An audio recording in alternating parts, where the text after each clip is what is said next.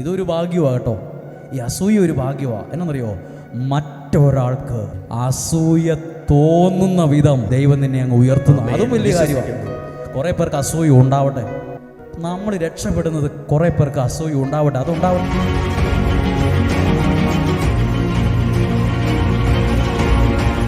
കർത്താവായ യേശുവേ, ഈ നല്ല സമയത്തിന് ഞങ്ങൾ നന്ദി പറയുകയാണ്. ഈ പ്രതികൂല മഴയുള്ള കാലാവസ്ഥയിലും ഇത്രയുമധികം ആളുകൾ ഇവിടെ വരണമെങ്കിൽ ഇത് ഒട്ടും യാദൃശ്ചികമല്ല. ഇത് ദൈവത്തിൻ്റെ പദ്ധതിയാണ്. നമുക്ക് ചില കാര്യങ്ങളൊക്കെ യാദൃശ്ചികമായിട്ട് തോന്നും. എന്നാൽ കുറച്ച് കഴിഞ്ഞ് നമ്മൾ ചിന്തിക്കുമ്പോൾ മനസ്സിലാകും അത് ഒട്ടും യാദൃശ്ചികമല്ലായിരുന്നു എന്ന്. ഇത് ദൈവത്തിൻ്റെ പദ്ധതിയാണ്. നമ്മുടെ കണ്ണുകളൊക്കെ നമുക്ക് നടക്കാമോ? കരങ്ങളെ കൂപ്പിപ്പിടിച്ചോ, ഹൃദയത്തോട് ചേർത്ത് പിടിച്ചോ.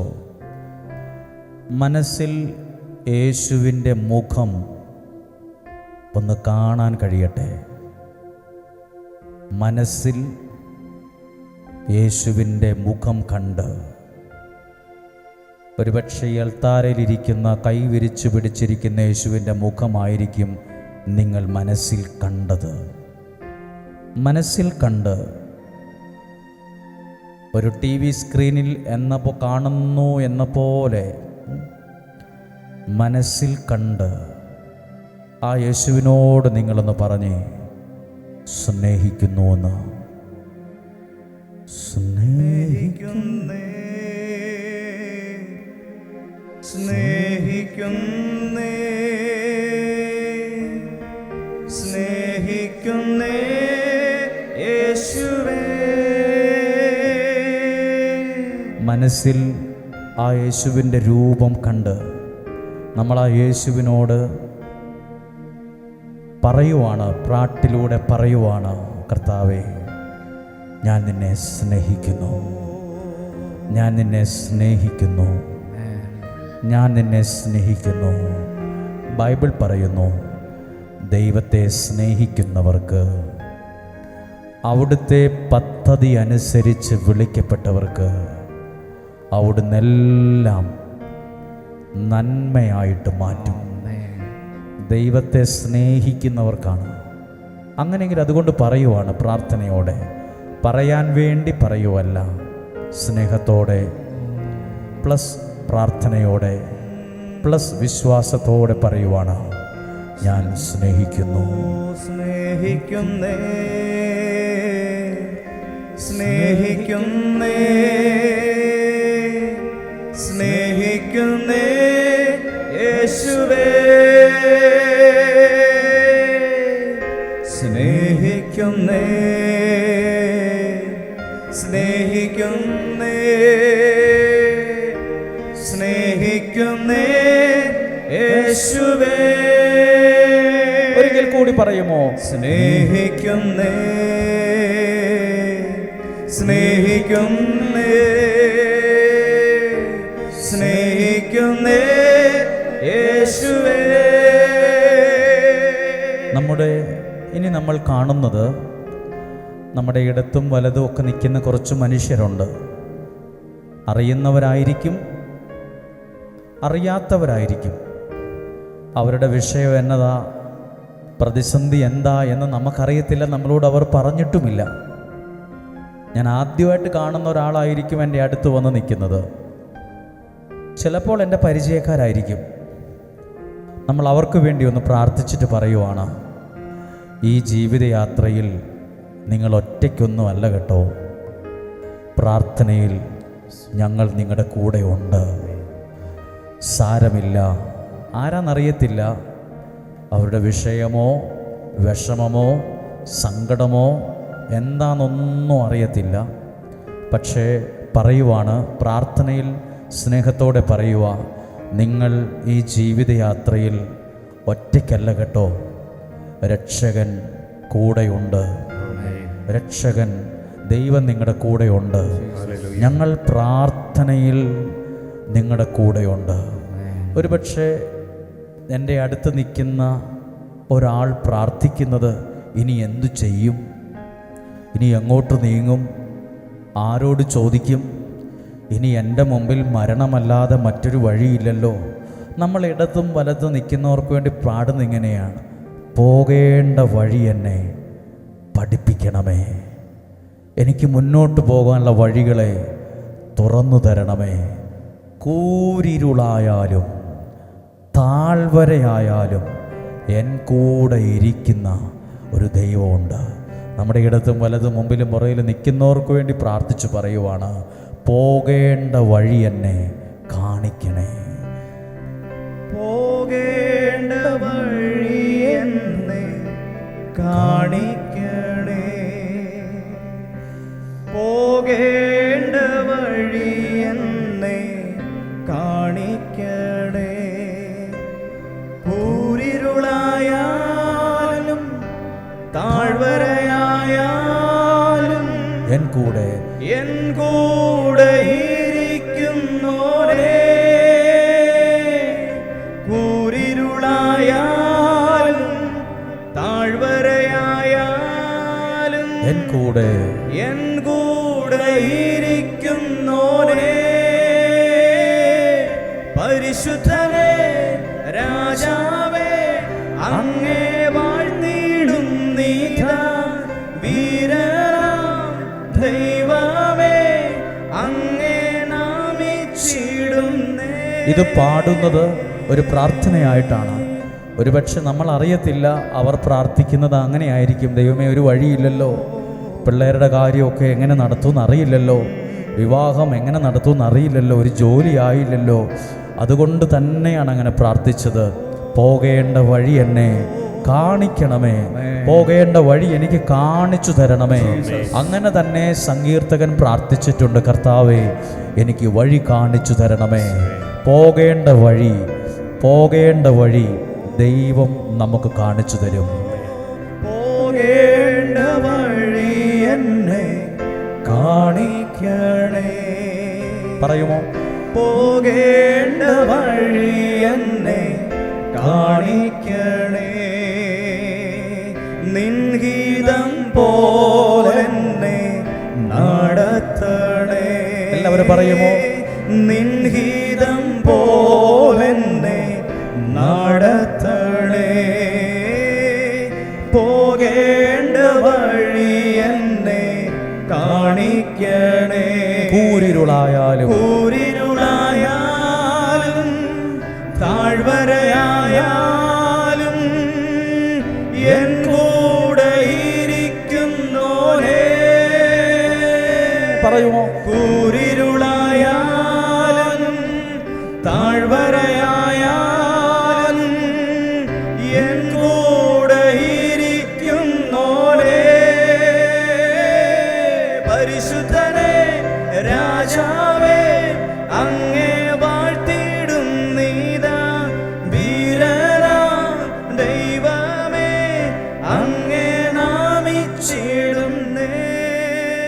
ഇനി പ്രാർത്ഥിക്കുമ്പോൾ ഇവിടെ 25,000-ത്തിലധികം കുഞ്ഞുങ്ങളുടെ പേരുകൾ എഴുതിയിട്ടിട്ടുണ്ട്. ഏകദേശ കണക്കാണ്. നമുക്കവരെല്ലാം ഒന്നോർത്ത് പ്രാർത്ഥിച്ച് അവർ ദൈവത്തിൻ്റെയും മനുഷ്യരുടെയും പ്രീതിയിൽ വളർന്നു വരണം. ഇനി പറയുന്നൊരു കാര്യം ഇങ്ങനെയാണ്: പ്രാർത്ഥനയുടെ ഒരു ബലിപീഠം നിങ്ങളുടെ ഭവനത്തിലും ജീവിതത്തിലുമുണ്ടെങ്കിൽ കഴുകന്മാരെ പോലെ നിങ്ങളുടെ കുഞ്ഞുങ്ങൾ നിങ്ങളുടെ ഭവനത്തിൽ നിന്ന് ചിറകടിച്ച് ഉയരുക തന്നെ ചെയ്യും. അങ്ങനെ എല്ലാവരും പ്രാർത്ഥിക്കുകയാണ്. നിങ്ങളുടെ മക്കൾക്ക് വേണ്ടി പ്രാർത്ഥിക്കുമ്പോൾ ഇങ്ങനെയൊന്ന് പ്രാർത്ഥിച്ചേ: കർത്താവേ, നല്ല ബന്ധങ്ങൾ ഞങ്ങൾക്ക് നൽകണമേ. ദൈവഹിതമല്ലാത്തതൊന്നും ഞങ്ങളുടെ ജീവിതത്തിലോ ഞങ്ങളുടെ മക്കളുടെ ജീവിതത്തിലോ ഞങ്ങളുടെ സമ്പത്തിലോ ഞങ്ങളുടെ ഭവനത്തിലോ വരാൻ ഇടയാകരുതേ. ദൈവഹിതമല്ലാത്ത ഒരു വ്യക്തി വ്യക്തിയെയും പരിചയപ്പെടാൻ പോലും ഇടയാകരുത്. ദൈവഹിതമല്ലാത്ത ഒരു രൂപയും ഞങ്ങളുടെ കയ്യിൽ എത്തിപ്പെടാൻ പാടില്ല. ദൈവഹിതമല്ലാത്ത ഒരാളുടെയും നമ്പർ പോലും ഫോണിൽ സേവ് ചെയ്യാൻ ഇടയാകരുത്. ദൈവഹിതമായത് മാത്രമേ ജീവിതത്തിൽ സംഭവിക്കാവുള്ളൂ. അതുകൊണ്ട് നമ്മൾ പറഞ്ഞ് പ്രാർത്ഥിക്കുന്നതിനെയാ, നിന്നോടൻ ദൈവമേ ഞാൻ ചേരട്ടെ. ഒന്ന് നന്നായി നമ്മളെ തന്നെ ഒന്ന് സമർപ്പിച്ച് അല്പനേരം നിന്ന്, അല്പക്ഷീണം തോന്നുമെങ്കിലും ഇപ്പോൾ വേഗത്തിൽ തന്നെ നമ്മൾ ഇരുത്തിക്കൊള്ളാം. ഒരു നിമിഷം കണ്ണുകളടച്ച് ഏറ്റവും ഭക്തിയോടെ പ്രാർത്ഥിക്കുക. നിന്നോടൻ ദൈവമേ ഞാൻ ചേരട്ടെ. ഞാൻ എൻ്റെ ജീവിതകാല ക്രൂശുമായി പോകുമ്പോൾ നിന്നോടൻ ദൈവമേ ഞാൻ ചേരട്ടെ. കണ്ണുകളടച്ച് നിന്നോടൻ ദൈവമേ ഞാൻ ചേരട്ടെ. ആ സമയമായത്. നിൻ ക്രൂശു ഞാൻ വഹിക്കും നാളുമേ. പറയുമോ? നിന്നോടൻ ദൈവമേ ഞാൻ ചേരട്ടെ. നിൻ ക്രൂശു ഞാൻ വഹിക്കും നാളുമേ. അതുകൊണ്ട് എൻ ഗീതം എന്നോമേ നിന്നോടൻ ദൈവമേ. നിന്നോടൻ ദൈവമേ ഞാൻ ചേരട്ടെ. എല്ലാവരും ഒന്ന് പറയുമോ? നിന്നോടൻ ദൈവമേ ഞാൻ ചേരട്ടെ.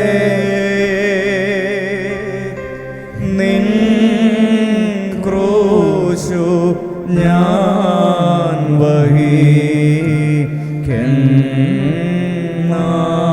ഗീതം എനിക്കൊരു എൻ ഗീതം എന്നോമേ നിന്നോടൻ ദൈവമേ. നിന്നോടൻ ദൈവമേ ഞാൻ ചേരട്ടെ. രണ്ട് കരവും സാധ്യമായിടത്തോളം ഒന്ന് ഉയർത്തിപ്പിടിച്ച് നിന്നോടൻ നമ്മുടെ പ്രാർത്ഥന ദൈവം കേൾക്കട്ടെ. നമ്മുടെ പ്രാർത്ഥനയ്ക്ക് മറുപടി ദൈവം തരട്ടെ. നാളുകളായി പ്രാർത്ഥിച്ചതിന് മറുപടി ദൈവം ഒരുക്കി തരട്ടെ. ദൈവത്തിന്റെ അത്ഭുതങ്ങൾ കാണാൻ കണ്ണുകൾ, ദൈവവചനം പറയുന്നു, അങ്ങയുടെ വചനത്തിന്റെ വൈശിഷ്ട്യം കാണുവാൻ അവസരം ഒരുക്കണമേ. അതുകൊണ്ട് ആ ഉയർത്തിയ കരങ്ങളോടെ പറയുവാണ്, നിന്നോടൻ ദൈവമേ. നിന്നോടൻ ദൈവമേ ഞാൻ ചേരട്ടെ. നിന്നോടൻ ദൈവമേ ഞാൻ ചേരട്ടെ. ഒന്ന് സ്തുതിച്ച് പ്രാർത്ഥിക്കുന്നു. ഹല്ലേലൂയ. എല്ലാവരും സ്തുതിക്കുന്നു. യേശുവേ, ഞങ്ങൾ പ്രാർത്ഥിക്കുന്നു. ഞങ്ങളുടെ കുടുംബങ്ങളെ, ഞങ്ങൾ പ്രാർത്ഥിക്കുന്ന വിഷയങ്ങളെ, ഞങ്ങൾ കടപ്പെട്ട വ്യക്തികളെ, പ്രാർത്ഥിക്കാൻ കടപ്പെട്ട നിയോഗങ്ങളെ ഏൽപ്പിച്ചു തന്നുകൊണ്ട് പ്രാർത്ഥിക്കുന്നു. അകത്തും പുറത്തുമായി വചനം കേട്ടുകൊണ്ടിരിക്കുന്ന സകലരെയും അനുഗ്രഹിക്കണമേ, അനുഗ്രഹിക്കണമേ. ഞങ്ങൾ അങ്ങനെ പ്രാർത്ഥിക്കുന്നു.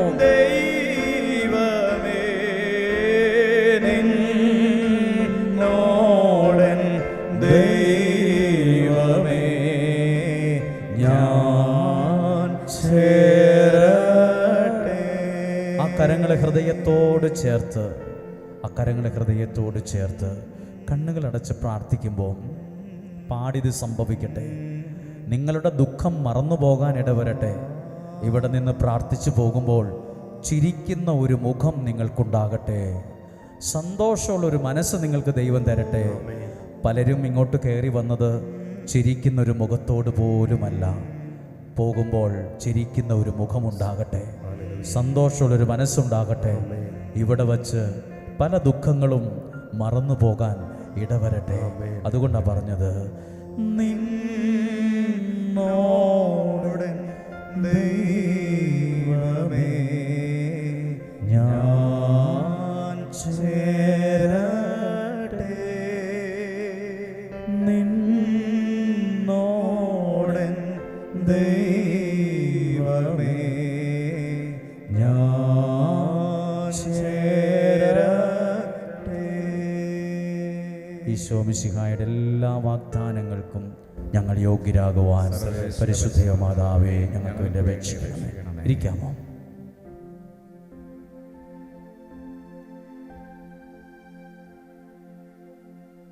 ഹല്ലേലൂയ. ഓഗസ്റ്റ് മാസത്തിലെ ആദ്യ വെള്ളിയാഴ്ചയിലാണ് നമ്മളുള്ളത്.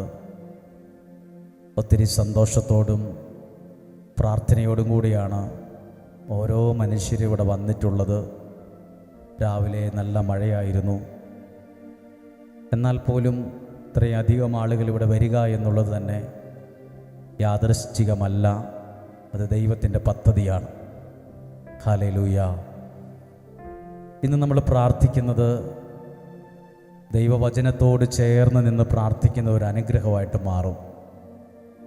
എത്ര കോരിയാലും വറ്റാത്ത ഒരു കിണർ പോലെയാണ് ദൈവത്തിൻ്റെ വചനം, അതിലെ അനുഗ്രഹങ്ങളും. എത്ര കോരിയാലും വീണ്ടും അതിൽ വെള്ളം നിറയുന്നത് പോലെ, എത്ര കോരിയാലും വറ്റാത്ത ഒരു കിണറുണ്ടെങ്കിൽ അത് ദൈവത്തിൻ്റെ വചനം തന്നെയാണ്.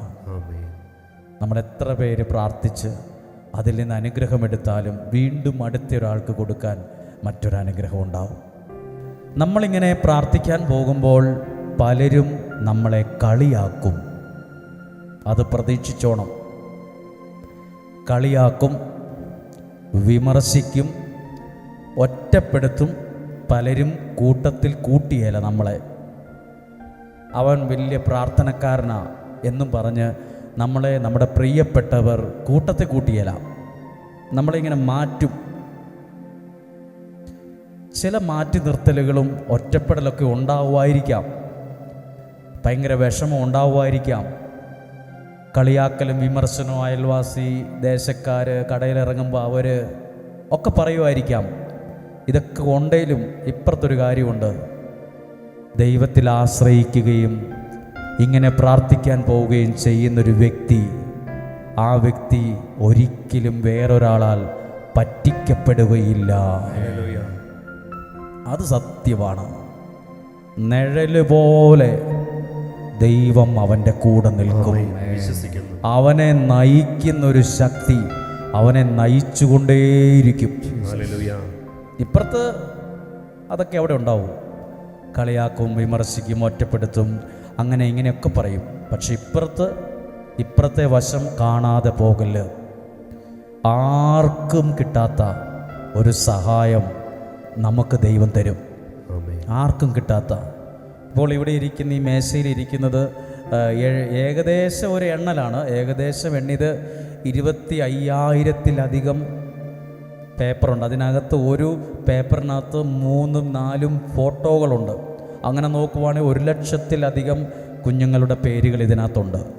പേപ്പറുകളുടെ അടിസ്ഥാനത്തിൽ 25,000-ത്തിലധികം നിയോഗങ്ങൾ ഇവിടെയുണ്ട്. അതിവിടെ തന്നെ 15 ദിവസമല്ല, അത് കുറേ ദിവസം പ്രാർത്ഥിക്കും. കേരളത്തിലെ ഒരു SP ഇവിടെ വന്ന് അവരുടെ മക്കളുടെ പേര് വരെ ഇതിനകത്ത് എഴുതിയിട്ടിട്ടുണ്ട്. എന്ന് പറഞ്ഞാൽ ഇതൊരുപാട് പേരുടെ വിശ്വാസമാണ്.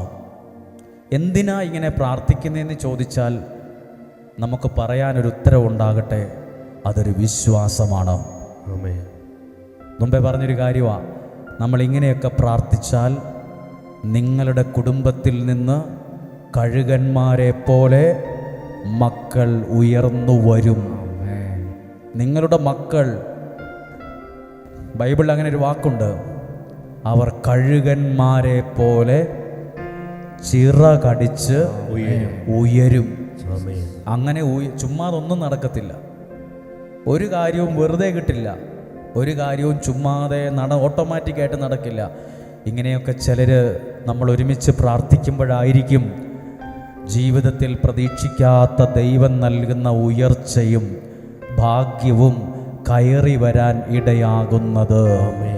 ഹല്ലേലൂയ. അത് നിങ്ങൾ വിശ്വസിക്കാം. അത് ഇവിടെ വച്ചത് എന്തിനാണെന്നറിയാമോ? ഇതെന്നും ഓർക്കാനാണ്. ഇല്ലേ, ചിലപ്പോൾ നമ്മൾ മറന്നു പോകും. എന്നും ഓർക്കാൻ വേണ്ടി ഒരു മേശ അവിടെ കൊണ്ടുപോയിട്ട് അതിലൊരു വെള്ളത്തുണി വിരിച്ച് അതെല്ലാം അടുക്കി വീണ് പോകാത്ത വിധത്തിൽ അടുക്കി വച്ചിരിക്കുന്നത്.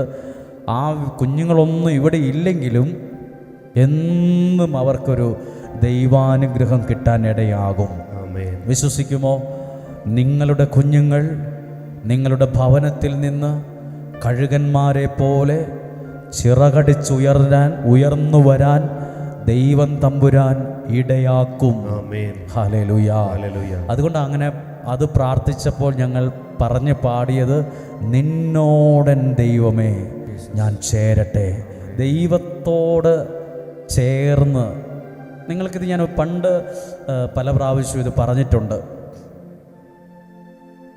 പ്രസംഗിച്ചിട്ടുണ്ട്. ശരിയാ, എനിക്കറിയാം, നന്നായിട്ട് ഓർമ്മയുണ്ട് പറഞ്ഞിട്ടുണ്ടെന്ന്. എന്തിനോട് നമ്മൾ ചേർന്നിരിക്കുന്നോ അതിൻ്റെ ഗുണവും സ്വഭാവവും സുഗന്ധവും ഒക്കെ അതിനും കിട്ടും. ചേർന്നിരിക്കുന്നതിന് കിട്ടുമോ? നിങ്ങൾ ബീഫ് സ്റ്റാളിൽ അല്ലെങ്കിൽ ഇറച്ചിക്കടയിൽ പോയി രാവിലെ തൊട്ട് വൈകുന്നേരം വരെ നിന്നാൽ നിങ്ങളുടെ വസ്ത്രത്തിന്, നിങ്ങളുടെ ചർമ്മത്തിന് എന്ത് ഗന്ധമായിരിക്കും കിട്ടുക? ആ മാംസത്തിൻ്റെ, ആ ഇറച്ചിയുടെ മണമായിരിക്കും നമ്മുടെ ശരീരത്ത്. നമ്മുടെ ദേഹത്ത് തെറിക്കുന്നത് ആ മൃഗത്തിൻ്റെ ചോരയായിരിക്കും. അതാ നമ്മുടെ ദേഹത്ത്.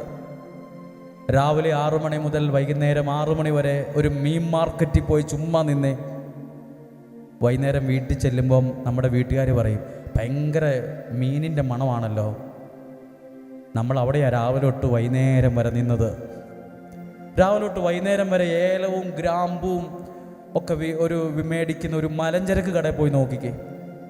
സ്ഥിരമായി അവിടെ ഇരുന്നേ, നമുക്ക് ആ ഏലത്തിൻ്റെയും ഗ്രാമ്പൂവിൻ്റെയും വേണം നമ്മുടെ വസ്ത്രത്തിന് പോലും. സ്പ്രേ ഒക്കെ വയ്ക്കുന്ന, നല്ല അത്രമൊക്കെ വയ്ക്കുന്ന ഒരു കടയിൽ കയറി രാവിലെ തൊട്ട് വൈകുന്നേരം വരെ ഇരുന്നേ, അതിൻ്റെ സ്മെല്ല് നമുക്ക് കിട്ടും. രാവിലെ തൊട്ട് വൈകുന്നേരം വരെ മെഡിക്കൽ സ്റ്റോറിൽ കയറി ഇരുന്നേ, നമ്മുടെ ദേഹത്തൊക്കെ മരുന്നിൻ്റെ മണമായിരിക്കും. എല്ലാ ദിവസവും പശുവിനെ കറക്കലും ആടിനെ നോട്ടം ഉള്ളവരുടെ ദേഹത്ത് ആ മൃഗത്തിൻ്റെ മണമാണ്. എല്ലാ ദിവസവും റബ്ബർ വെട്ടുന്നവരുടെ ദേഹത്തോ റബ്ബർ പാലിൻ്റെയും ഉട്ടുപാലിൻ്റെയും ചിരട്ടപ്പാലിൻ്റെയും ഗന്ധമാണ് അവരുടെ കയ്യിലൊക്കെ. നമ്മൾ എന്തിനോട് ചേർന്നിരിക്കുന്നോ അതിൻ്റെ ഗുണവും മണവും ഒക്കെ നമ്മുടെ ജീവിതത്തിൽ നമ്മളൊന്നും ചെയ്യാതെ കിട്ടും. അപ്പോൾ എന്തിനാ ഇവിടെ വച്ചിരിക്കുന്നത്? നമ്മൾ എന്തിനാ ഒരു കാര്യത്തിന് വേണ്ടി ദിവസങ്ങൾ പ്രാർത്ഥിച്ചു കൊണ്ടിരിക്കുമ്പം ആ പ്രാർത്ഥനയുടെ നന്മ, അതിൻ്റെ ഒരു അനുഗ്രഹം, ഒരു ദൈവാനുഗ്രഹം ഒന്നും ചെയ്യാതെ തന്നെ ഈ പ്രാർത്ഥിക്കുന്ന വ്യക്തിക്കും കിട്ടും. അതുകൊണ്ട് ആ സമയത്ത് തന്നെ സെലക്ട് ചെയ്ത് ആ പാട്ട് പാടിയത്, നിന്നോടൻ ദൈവമേ ചേരട്ടെ. നിന്നോടൻ ദൈവമേ ഞാൻ ചേരട്ടെ. അതാ ശരിക്കും അതറിഞ്ഞ പാടിയത്. നിന്നോടൻ ദൈവമേ ഞാൻ ചേരട്ടെ. അങ്ങനെ ചേർന്നിരിക്കുമ്പം ആ ദൈവത്തിൻ്റെ നന്മയും അനുഗ്രഹവും അവരുടെ ജീവിതത്തിലും വരുമെന്നുള്ളത് ഒരു വിശ്വാസമാണ്. അങ്ങനെയൊക്കെ സംഭവിക്കുമ്പോൾ ഒരു കാര്യം ഉറപ്പുണ്ട്, കഴുകന്മാരെ പോലെ നിങ്ങളുടെ കുഞ്ഞുങ്ങൾ ചിറകടിച്ച് ഉയരും. ഒരാളും നഷ്ടപ്പെട്ടു പോകില്ല, ഒരാളും റൂട്ട് തെറ്റിപ്പോകില്ല, പോകേണ്ട വഴിയിൽ കൂടെ തന്നെ പോകും. നിങ്ങളും എന്നും പ്രാർത്ഥിക്കണം, ഇവിടെ ഇരിക്കുന്ന എല്ലാവരും,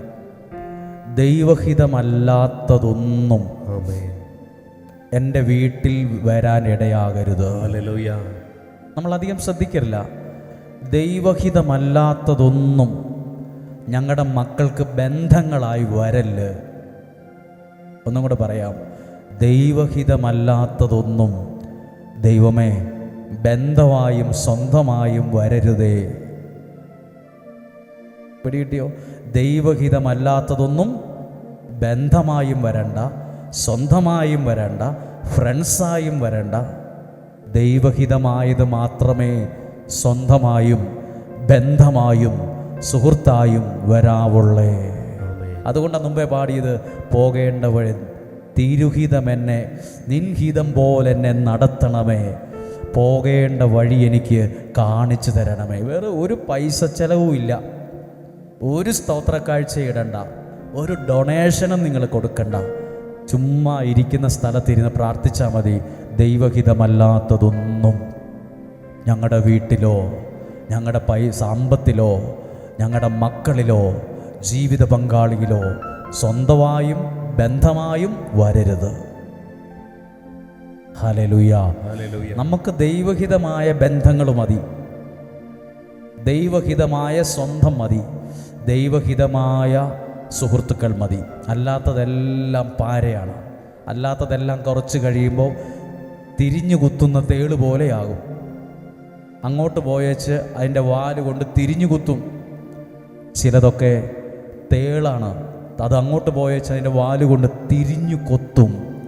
തിരിഞ്ഞു കുത്തുന്ന ഒരു ബന്ധവും ഞങ്ങളുടെ ജീവിതത്തിൽ വരല്ലേ. തിരിഞ്ഞു കുത്തുന്ന ഒരു ബന്ധവും വരല്ലേ. ദൈവഹിതമല്ലാത്തതൊന്നും വീടിൻ്റെ ഗേറ്റ് കടന്ന് ഇങ്ങോട്ട് കയറി വരാനിടയാകല്ലേ. ദൈവഹിതമായത് മാത്രമേ വരാവുള്ളൂ. ദൈവഹിതമായ പൈസയൊക്കെ എൻ്റെ കയ്യിൽ വരാവുള്ളൂ. എങ്ങനെയും ഉള്ള ഒരു പൈസ, ഒരു രൂപ പോലും ഞങ്ങളുടെ കയ്യിൽ വരാനിടയാകരുത്. ദൈവഹിതമായ പൈസയൊക്കെ ഞങ്ങളുടെ അടുത്ത് വന്നാൽ മതി. അതേ സന്തോഷവും ഐശ്വര്യവും നൽകത്തുള്ളൂ. ഇതൊക്കെ സംഭവിക്കട്ടെ. ഇതൊരു അനുഗ്രഹമാണ്. നിങ്ങളങ്ങനെ പ്രാർത്ഥിച്ചു കൊണ്ടിരിക്കുക. ഇന്നൊരു അനുഗ്രഹമുള്ള ദിവസമാണെന്ന് ഞങ്ങൾ വിശ്വസിക്കുന്നു. കാരണം ഇത് നല്ല ഒരു സന്തോഷമുണ്ട്. ഇവിടെ നിൽക്കുമ്പം, നിങ്ങൾക്ക് വേണ്ടി പ്രാർത്ഥിക്കുമ്പം അതൊരു പ്രത്യേകതയാണ്. ഇവിടെ നിൽക്കുമ്പോഴേ അത് പിടികിട്ടത്തുള്ളൂ. അതൊരു സന്തോഷമാണ്. അത് നിങ്ങളുടെ നല്ല പ്രാർത്ഥനയാണ്. വിശുദ്ധ കുർബാന പ്രാർത്ഥിച്ച അച്ഛൻ പറഞ്ഞു, എന്ത് നന്നായിട്ടാണ് ഈ ജനം പങ്കെടുക്കുന്നത്. ഇതെവിടെ ഇങ്ങനെ കാണാനില്ലല്ലോ, ഇങ്ങനെ എവിടെയും അങ്ങനെ കേൾക്കാനില്ല. ഇത് ഭയങ്കര അനുഭവമാണ്. ഇനിയും എന്നെ ഇവിടെ കുർബാന ചെല്ലാൻ വിളിക്കണേ, ഞാൻ വന്നോളാന്ന്. അത് പുറത്തുനിന്ന് വരുന്നൊരു വ്യക്തിക്ക് അത് ഭയങ്കരമായിട്ട് അനുഭവിക്കാൻ കഴിയും. നിങ്ങൾ ദൈവത്തിൻ്റെ ഭയങ്കര സ്നേഹമുള്ളവരാണ്, അതുകൊണ്ടാണ് ഇവിടെ വന്നേ. നിങ്ങൾ ദൈവത്തിൻ്റെ സ്വന്തമാണ്. എനിക്കങ്ങനെ ഒരു പ്രചോദനം എൻ്റെ മനസ്സിൽ വന്നു. ദൈവത്തിന് ഒത്തിരി ഇഷ്ടമാണ് നിങ്ങളെ, അതുകൊണ്ടാണ് ഇവിടെ നടന്നും വണ്ടിക്കുമൊക്കെ ഇവിടെ വന്നേ. ദൈവത്തിന് നിങ്ങളെ ഒരുപാട് ഇഷ്ടമായതുകൊണ്ടാണ് മഴയായിട്ടും വണ്ടിയെ കയറിയേ, ആ വീട്ടിൽ നിന്ന് ഇങ്ങോട്ട് പോരാൻ വേണ്ടി ഒരുങ്ങിയത്, ആ പൈസ മുടക്കാൻ ബുദ്ധിമുട്ടില്ലാതെ ആ വണ്ടിക്കാശൊക്കെ മുടക്കി ഇങ്ങോട്ട് പോകുന്നത്. ദൈവത്തിന് നിങ്ങളെ എന്തോ ഇഷ്ടമായത് കൊണ്ടാണ്. നിങ്ങൾ ദൈവത്തിന് പ്രിയപ്പെട്ടവരാണ്. അതുകൊണ്ടാണ് ഈ വചനം ശ്രദ്ധിക്കുന്നത്. അതുകൊണ്ട് ഞങ്ങൾ ഇന്നലെയും ഇന്നും ശുശ്രൂഷക്കാരോട് ഞങ്ങൾ പറഞ്ഞു, ഇവിടെ വരുന്ന ഇവിടെയുള്ള ഈ ബാഡ്ജ് ധരിച്ച എല്ലാ ശുശ്രൂഷക്കാരോടും പറഞ്ഞു, ഇവിടെ വരുന്ന ഒരാളെയും എടോ താൻ എവിടുന്ന, തൻ്റെ പേരെന്താ ചോദിക്കരുത്. സഹോദരിമാരോട് പറഞ്ഞു, ഒരു വ്യക്തിയെയും, പ്രായത്തിൽ കുറഞ്ഞവരെയും കൂടിയവരെയും, പണമുള്ളവനെയും ഇല്ലാത്തവരെയും എടി പോടി അങ്ങോട്ട് മാറിയിരിക്കടി പറയരുത്. അപ്പോൾ എല്ലാവരും ശ്രദ്ധിച്ചു. എന്താ അങ്ങനെ പറയാൻ കാരണം? ഇവിടെ ഇരിക്കുന്ന ഓരോരുത്തരും ദൈവത്തിന് ഒത്തിരി ഇഷ്ടമുള്ളവരാണ്. അവർക്ക് വേണ്ട സ്നേഹവും പ്രാർത്ഥനയും കൊടുക്കേണ്ടവരാണ്. ദൈവം ഞങ്ങൾക്ക് തന്നവരാണ് നിങ്ങൾ. ഞങ്ങളാരും വീട്ടിൽ വന്ന് വിളിച്ചുകൊണ്ട് വന്നവരല്ല. ദൈവം ഞങ്ങൾക്ക് തന്നവരാണ്. പൗലോസ്ലീഹയുടെ വാക്കിൽ പറഞ്ഞാൽ, നിങ്ങളെ ശ്രേഷ്ഠരായി കാണുമ്പോൾ അതിൻ്റെ അനുഗ്രഹം ഞങ്ങൾക്കും ലഭിക്കും. നിങ്ങൾ ഒത്തിരി നല്ല മനുഷ്യർ ഇതിനകത്തുണ്ട്. നിങ്ങളുടെ പ്രാർത്ഥന ഞങ്ങൾക്ക് അനുഗ്രഹമാണ്.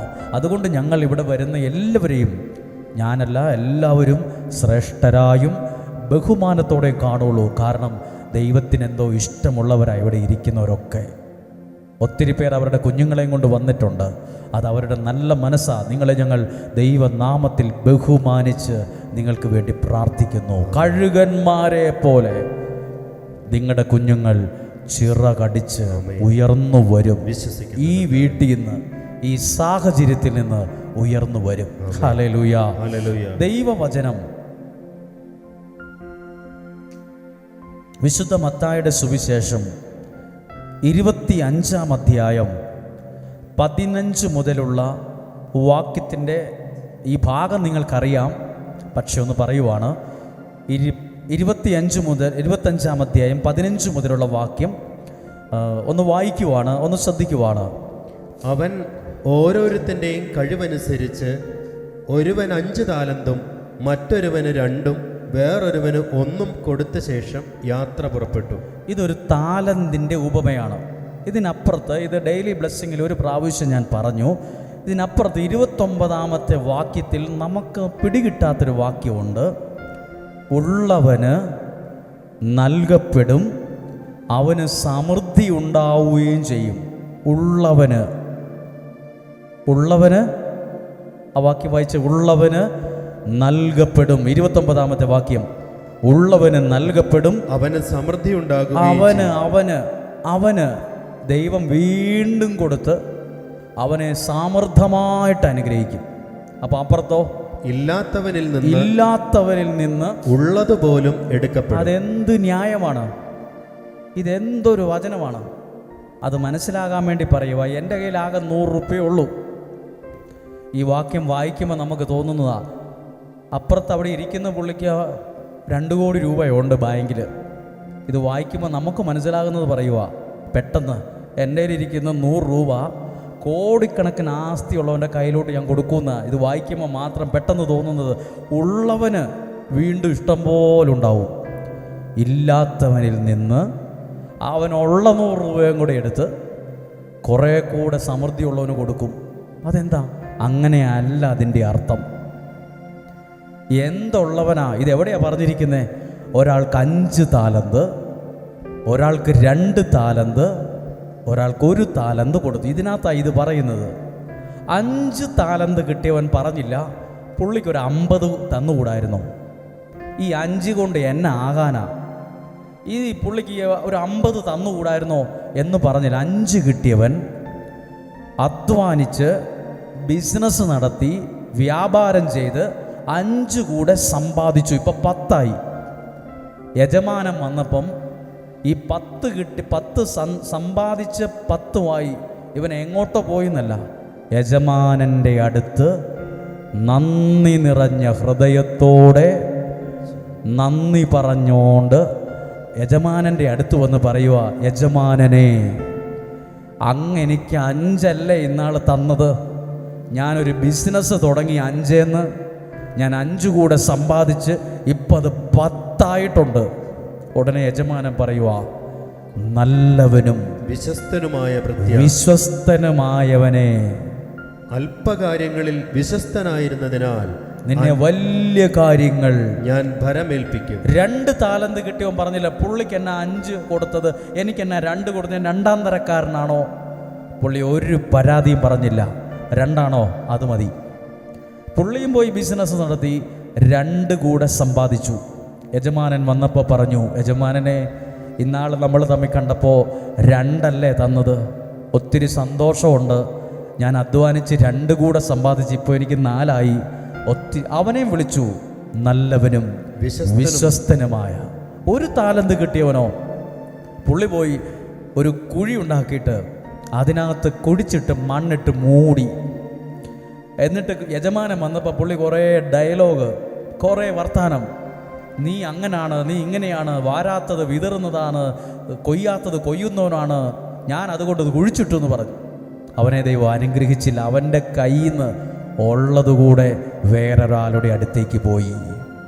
എന്തുള്ളവന് നന്ദി നിറഞ്ഞ ഒരു മനസ്സും ദൈവത്തോട് ബന്ധമുള്ളവനെ ദൈവം വീണ്ടും വീണ്ടും അനുഗ്രഹിക്കും. ഇതിനൊരു ഉദാഹരണം പറയാം. ഇവിടെ ഇരിക്കുന്ന ഒരാൾക്ക് ഒരു വാച്ച് കൊടുത്തു. ഒരു വാച്ച് ആ വ്യക്തിക്ക് സന്തോഷത്തോടെ കൊടുത്തു.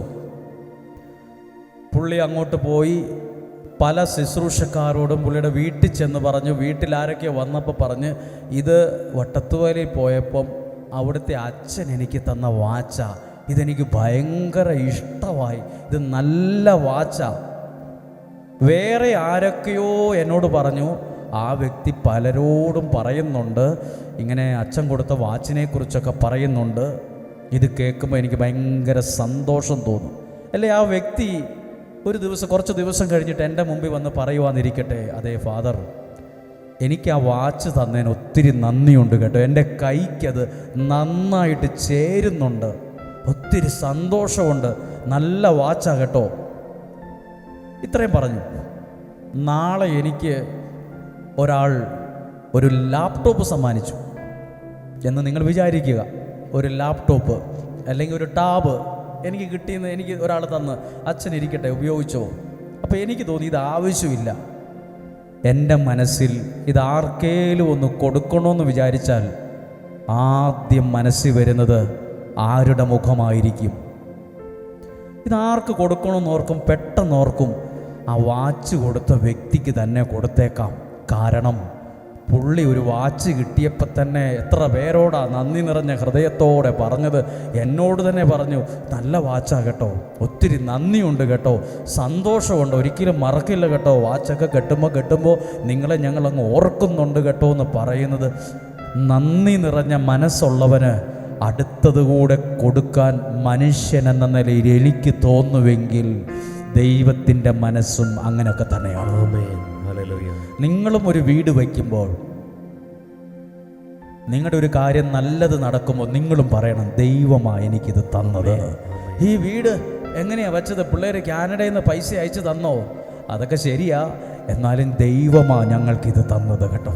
ഇത് കേൾക്കുമ്പോൾ ഈ നന്ദി നിറഞ്ഞ മനസ്സോടെ ഒരാൾ നിന്ന് പ്രാർത്ഥിക്കുമ്പോൾ, നാളെ ഒരു സമയത്ത് ദൈവത്തിന് എന്തേലും ഒരു കാര്യം തരാൻ ആഗ്രഹിക്കുമ്പോൾ നിങ്ങളുടെ മുഖമായിരിക്കും ആദ്യം ദൈവത്തിൻ്റെ മനസ്സിൽ തെളിഞ്ഞു വരുന്നത്. ആ പുള്ളിക്ക് കൊടുത്തേക്കാം. പുള്ളിക്കൊരു വാഹനമില്ല, പുള്ളിക്കൊരു വാഹനം ഉണ്ടാകട്ടെ.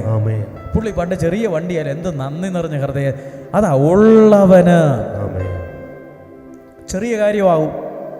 കയ്യിൽ 10 രൂപയുള്ളോ, ആ 10 രൂപയ്ക്ക് ദൈവത്തിന് നന്ദി പറയണം. 10 രൂപയെ പുള്ളി തന്നുള്ളൂ, അത് മതി. ആ 10 രൂപയോർത്ത് നന്ദി. പുള്ളി എനിക്കൊരു പാൻസിൻ്റെ ഒരു ചെറിയ തുണിയെ തന്നുള്ളൂ, അത് മതി. ആ പാൻസിൻ്റെ തുണി എനിക്ക് തന്നല്ല, ഒത്തിരി നന്ദി. പുള്ളി എനിക്ക് തന്നത് ആകെ 100 രൂപയെ തന്നുള്ളൂ, അത് മതി. അതിൽ നിന്ന് ഞാൻ വീണ്ടും അനുഗ്രഹിക്കപ്പെട്ടുകൊള്ളും. ഈ വാക്യം ഒന്ന് പ്രസംഗിക്കാൻ നേരത്തെ ഇത് പറഞ്ഞതാ. ഉള്ളവന്, പരാതിയുള്ളവനല്ല, എല്ലാത്തിനും കുറ്റം പറയുന്നവനല്ല, എല്ലാത്തിനും വിമർശിച്ചുകൊണ്ടിരിക്കുന്നവനല്ല. പുള്ളിക്ക് 5 അല്ലേ, ഒരു 50 തന്നുകൂടായിരുന്നോ എന്ന് പറയുമ്പോൾ വീണ്ടും കൊടുക്കാൻ തോന്നത്തില്ല. നിങ്ങൾക്കും അങ്ങനല്ലേ? നിങ്ങളുടെ മനസ്സിലും അങ്ങനല്ലേ? എന്തേലും കിട്ടുമ്പോൾ എന്നാൽ നമുക്ക് ആ കൊച്ചിന് കൊടുക്കാം, ആ കൊച്ച് നല്ല ഒരു നന്ദിയുള്ള ഒരു കൊച്ചാ, പുള്ളിക്ക് കൊടുത്താൽ മതി, ആ പുള്ളിക്ക് കൊടുക്കണ്ട, ഈ പുള്ളിക്ക് കൊടുത്താൽ മതി. നമ്മുടെ മനസ്സിൽ അവരുടെ മുഖം തെളിയുന്നത് പോലെ നിങ്ങളും ചെറിയ കാര്യത്തിനും, ബൈബിളിൽ സങ്കീർത്തനം 100-ാം സങ്കീർത്തനം എഴുതിയിരിക്കുന്നത് അങ്ങനെയാ.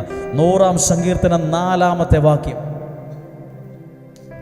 കൃതജ്ഞതാ ഗീതത്തോടെ അവിടുത്തെ കവാടങ്ങൾ കടക്കുവിൻ. എങ്ങനെ വാതിൽ കടക്കണം? നന്ദി നിറഞ്ഞ ഹൃദയത്തോടെ.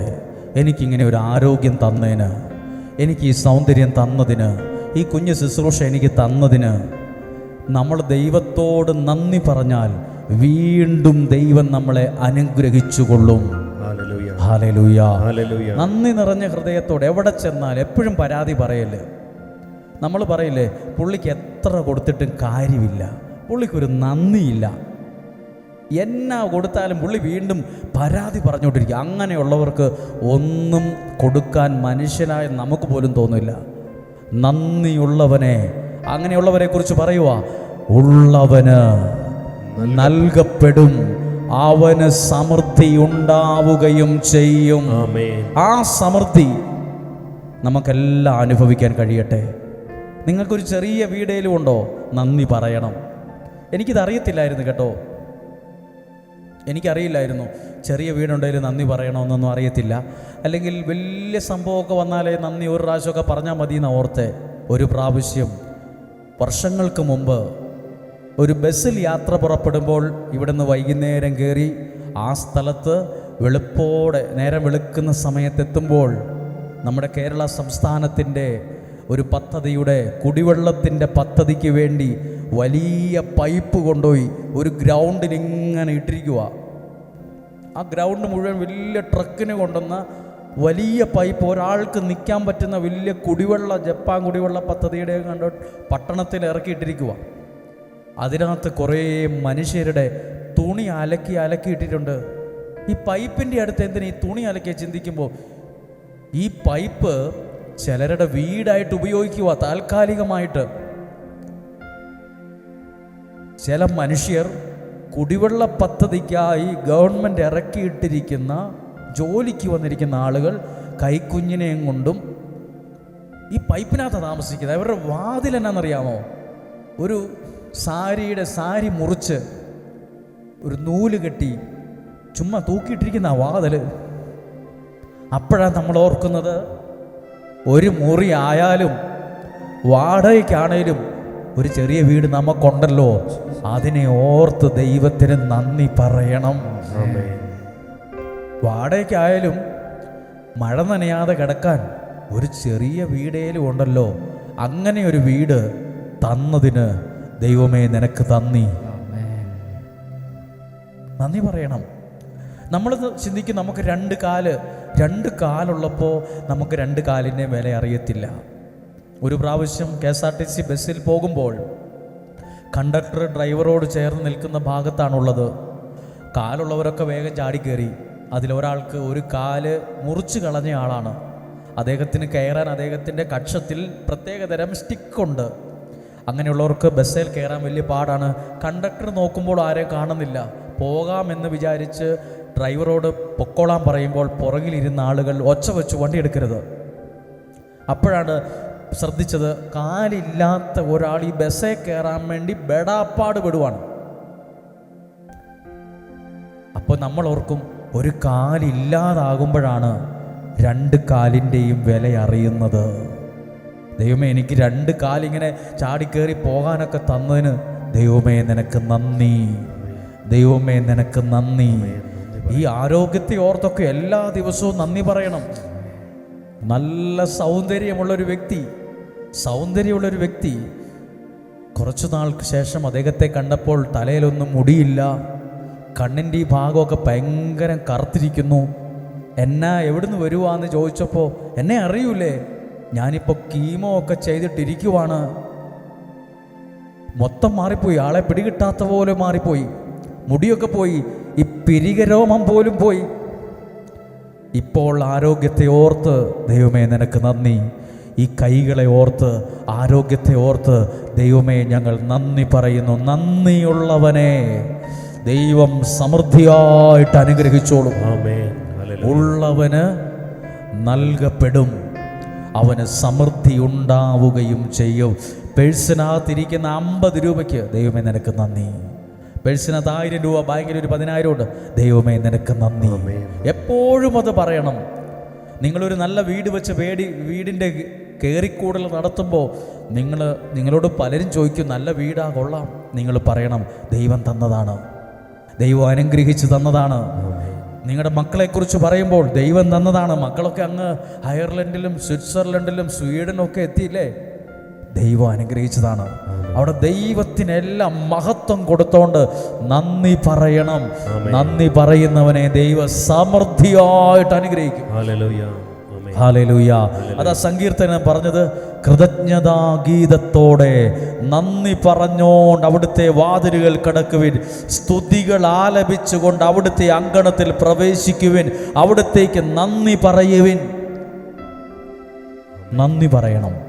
നമുക്ക് ഇരിക്കുന്ന സ്ഥലത്തിരുന്നുകൊണ്ട് ഒരു വാക്ക് നന്ദി പറഞ്ഞ് പ്രാർത്ഥിച്ച, ദൈവമേ എനിക്കിവിടെ വരാൻ പറ്റിയതിന് നന്ദി, എനിക്ക് ഈ വചനം കേൾക്കാൻ പറ്റിയതിന് നന്ദിയുണ്ട്, ഒത്തിരി നന്ദിയുണ്ട്. ഞാൻ ഒരാളെ കാണാൻ കുറച്ച് വർഷങ്ങൾക്ക് മുമ്പ് മെഡിക്കൽ കോളേജിൽ പോയപ്പോൾ ആ വ്യക്തി പറഞ്ഞൊരു വാക്കുണ്ട്, എനിക്ക് ആരോഗ്യം ഉണ്ടായിരുന്നേ ഞാനൊന്ന് അവിടം വരെ വന്നേനെയായിരുന്നു. ഇപ്പോൾ എനിക്ക് പറ്റൂലച്ചോ, എനിക്ക് രണ്ടുപേരുടെ സഹായമില്ലാതെ ഒട്ടും നടക്കാൻ പറ്റത്തില്ല. എനിക്ക് ആരോഗ്യം ഉണ്ടായിരുന്നേ ഞാനൊന്ന് അവിടം വരെ വന്നേനെ. നമുക്കിവിടെ വരാൻ പറ്റുന്ന ഒരു ആരോഗ്യം ഉണ്ടായില്ലേ? ഇവിടം വരെ നടന്നു വരാൻ, വണ്ടിക്ക് ഇവിടം വരെ വരാൻ, ഒരു കുഞ്ഞു വണ്ടിയായാലും വണ്ടിക്ക് വരാൻ ഒരു വാഹനമില്ലായിരുന്നോ? നിങ്ങൾക്ക് സങ്കടം പറയാൻ ഒരു നല്ല കൂട്ടുകാരനേലും ഉണ്ടോ? അത് അനുഗ്രഹമാണ്. നിങ്ങൾക്കൊരു വിഷമം വരുമ്പോൾ ഓടിക്കേറി ചെല്ലാൻ ഒരു പ്രാർത്ഥനാലയമുണ്ടോ? അത് ദൈവത്തിന് നന്ദി പറയണം. ഈ ആലയത്തിൻ്റെ ഗേറ്റ് അടയ്ക്കാറില്ല. ഏത് സങ്കടം വന്നാലും ഏത് സമയത്തും കയറി വരാൻ പറ്റുന്ന ഒരു വാതിൽ തുറന്ന് നന്ദി പറയണം ഈ ആലയത്തെ ഓർത്ത്. സങ്കടം ഉണ്ടാകുമ്പോൾ വേഗത്തിൽ വിളിച്ച് ഇന്നതുപോലൊരു പ്രശ്നമുണ്ടെന്ന് പറയാൻ നല്ലൊരു സുഹൃത്ത് കൂടെ ഉണ്ടോ? അത് ദൈവത്തിൻ്റെ അനുഗ്രഹമാണ്. ദൈവത്തിന് നന്ദി പറയണം, നന്ദി പറയണം. രണ്ട് കരങ്ങളും ഒന്ന് ഹൃദയത്തോട് പറ്റുന്നത് പോലൊന്ന് ചേർത്ത് വെച്ച് നന്ദി നിറഞ്ഞ ഹൃദയത്തോട് നിന്ന് നന്ദി. ഒരു വീട് തന്നേന്, ഈ ആരോഗ്യം തന്നേന്, ഈ മക്കളെ നൽകിയതിന്, ഈ ബിസിനസ് നൽകിയതിന്, ഈ ജീവിത പങ്കാളിയെ നൽകിയതിന് അവരെ ഞാൻ നന്ദിയോടെ ഓർക്കുന്നു. ദൈവമേ, എനിക്ക് ഇങ്ങനെയൊക്കെ അനുവദിച്ചതിന് ഞങ്ങൾ നന്ദി പറയുന്നു.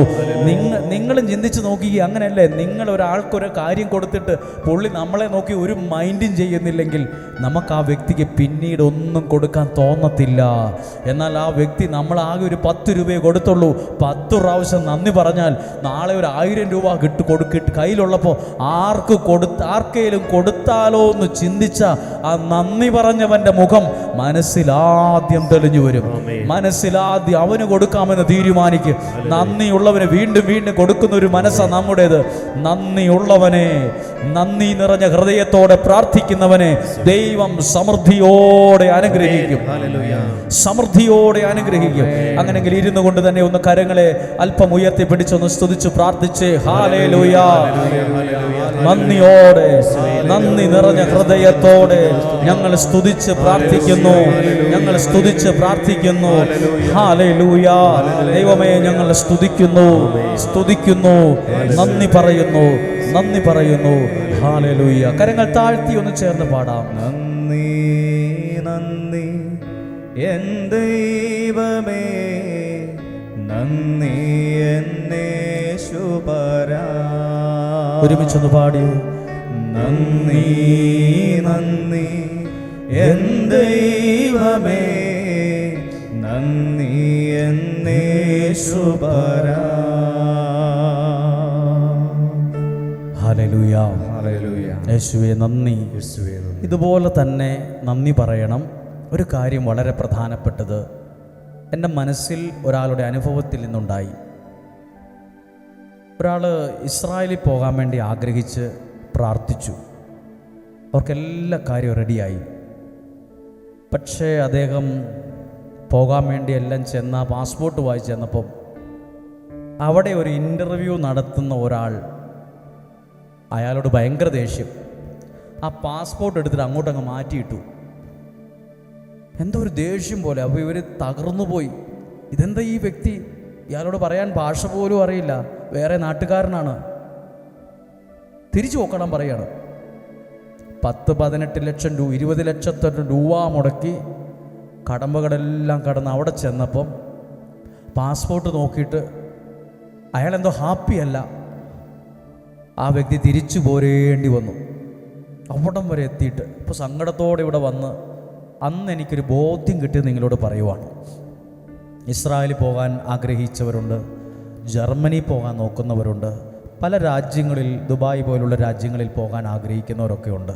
അവരൊക്കെ പാസ്പോർട്ടൊക്കെ കൊണ്ടുവന്നൊക്കെ പ്രാർത്ഥിക്കുന്നവരില്ലേ? ഇന്ന് തൊട്ട് ഞാൻ ബൈബിളിൽ നിന്ന് പറയുക, നിങ്ങളങ്ങനെ ആഗ്രഹിക്കുന്നുണ്ട് എനിക്കവിടെ പോകാനൊക്കണേന്ന് മാത്രമല്ല, ദൈവമേ, എന്നെ ആരൊക്കെയാണോ ഇൻ്റർവ്യൂ നടത്താനിരിക്കുന്ന അധികാരികൾ, അവർക്ക് എന്നെ കാണുമ്പോൾ ഒരു ദേഷ്യമൊന്നും തോന്നാതെ എന്നോടൊരു സന്തോഷം തോന്നണം. എന്നെ കാണുമ്പോൾ അവർക്ക് ദേഷ്യമോ വെറുപ്പോ കാര്യമില്ലാത്ത കാര്യത്തിന് വഴക്കുണ്ടാക്കാനോ തോന്നരുത്.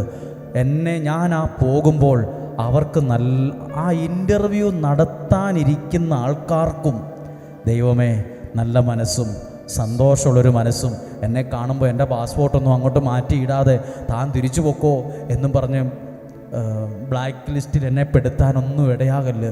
എൻ്റെ വഴികളിൽ ഞാൻ കണ്ടുമുട്ടുന്ന വ്യക്തികളിലെല്ലാം ദൈവത്തിൻ്റെ സഹായം ഉണ്ടാകണേ എന്നും പ്രാർത്ഥിക്കണം കേട്ടോ. ഹല്ലേലൂയ. അതൊരനുഗ്രഹമാണ്. ഞാൻ ആ വാക്യം വായിക്കാം, അപ്പോൾ നിങ്ങൾക്കത് ഗുണമാവും. ഇത് ഈ അരമണിക്കൂറത്തേക്ക് മാത്രമല്ല, നിങ്ങൾ മാതാപിതാക്കൾ നിങ്ങളുടെ മക്കളോട് ഇത് പറയണം. നിങ്ങൾ ഇവിടെ ഇരിക്കുന്ന യുവതി യുവാക്കൾക്ക് ഇത് പാഠമാണ്. ബൈബിളിൽ ഒരു വാക്യം വായിക്കാം. ഉൽപ്പത്തി പുസ്തകം 39-ാം അധ്യായം 29 മുതലുള്ള വാക്യം. ഉൽപ്പത്തി പുസ്തകം 39-ാം അധ്യായം 21 മുതലുള്ള വാക്യം. കർത്താവ് ജോസഫിന്റെ കൂടെ ഉണ്ടായിരുന്നു, അവിടുന്ന് അവനോട് കാരുണ്യം കാണിച്ചു. ഇപ്പോൾ ജോസഫ് എവിടെയാണെന്നറിയാമോ? ജയിലിൽ കിടക്കുകയാണ്. കാരാഗ്രഹത്തിൽ നിന്ന് ജയിലിൽ കിടക്കുകയാണ്. ജയിലിൽ കിടക്കുമ്പം പറയുവാണ്, കർത്താവ് ദൈവത്തിൻ്റെ കരുണ അവൻ്റെ കൂടെ ഉണ്ടായിരുന്നു. ഇത് നിങ്ങൾ കേൾക്കുമ്പോൾ ഇത് നിങ്ങൾക്ക് പലരോടും പറയാൻ പറ്റും. നിങ്ങളെങ്ങനെയും ഇസ്രായേലിൽ പോട്ടെ, ജർമ്മനി പോട്ടെ, ഫ്രാൻസിൽ പോട്ടെ, ആ രാജ്യത്ത് പോട്ടെ, ഈ രാജ്യത്ത് പോട്ടെ, പോരാ.